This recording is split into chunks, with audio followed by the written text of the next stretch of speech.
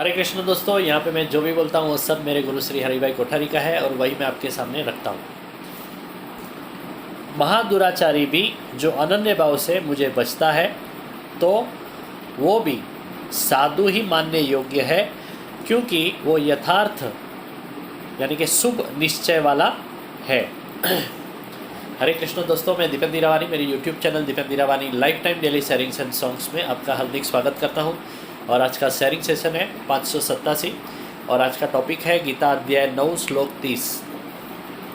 अपि चेत् सुदुराचारो भजते मामनन्यभाक् साधुरेव समन्तव्य सम्यक व्यवसितो हि सः।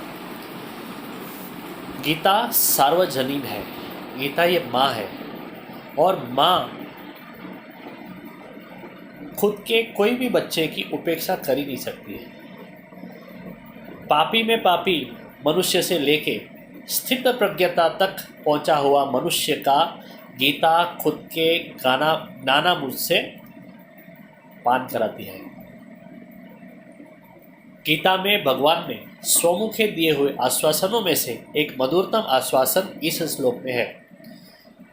मानव मात्र भूल के पात्र, लेकिन स्खलनशील मानव को माँ छोड़ती नहीं है, लेकिन हाथ देके उसे खड़ा करती है। गिरते हुए को लात मारने वाले बहुत होते हैं, लेकिन हाथ देने वाले बहुत कम होते हैं। गीताकार तो कहते हैं कि मनुष्य दुराचारी नहीं, लेकिन उससे भी बदतर है, फिर भी सम्यक निश्चय करके अनन्य भाव से मुझे भजने लगा तो वो उसे साधु ही समझिए। कैसा भी मनुष्य भी बदल सकता है, ये बात गीता को स्वीकार्य है। पापी का परिवर्तन शक्य है। मनुष्य का स्वभाव बदलना मुश्किल तो है, लेकिन असंभव नहीं है। सत्संग और स्वाध्याय से जीवन परिवर्तन शक्य है। देवर्षि नारद के संग से लुटारू वालिये का ऋषि वाल्मीकि में परिवर्तन हो गया। पत्नी रत्नावली की एक टकोर ने माँ हुलसी के काम लोलुप तुलसी को संत तुलसीदास में बदल दिया। पथच्युत मानव वाल्मीकि और तुलसीदास हजारों लोगों के लिए पथदर्शक बन गए। परमात्मा के कृपा पात्र बने हुए तुलसीदास विनम्र भाव से कहते हैं कि तुलसी तुलसी क्या करो, तुलसी बन का घास, कृपा भई रघुनाथ की तो बन गए तुलसीदास। अहंकार मनुष्य को प्रभु से दूर करता है और प्रभु से दूर होना यही सबसे बड़ा पाप है।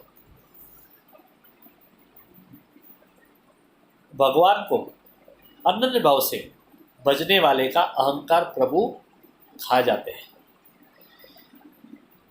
परिणाम स्वरूप भक्त के पतन की संभावना के द्वार बंद हो जाते हैं।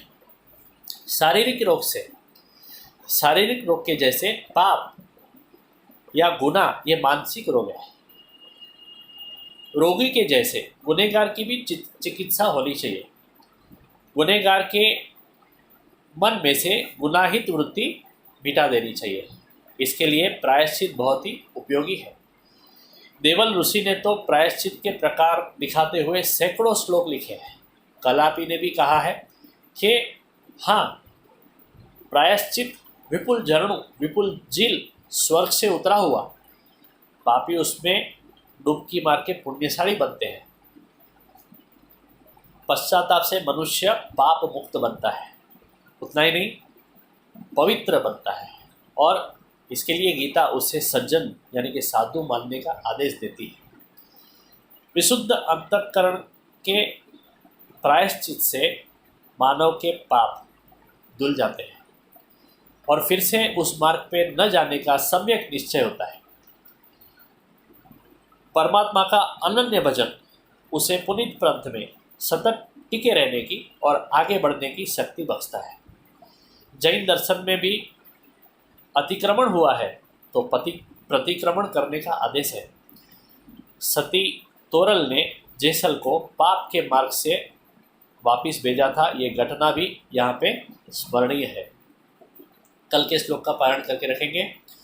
क्षिप्रम भवति धर्मात्मा सच्छांति निगच्छति कौन्तेय प्रतिजानीहि न मे भक्ता प्रणश्यति। वसुदेवसुतं देवं कौसचाणूरमर्दनं देवकी परमानन्दं कृष्णं वन्दे जगद्गुरुं।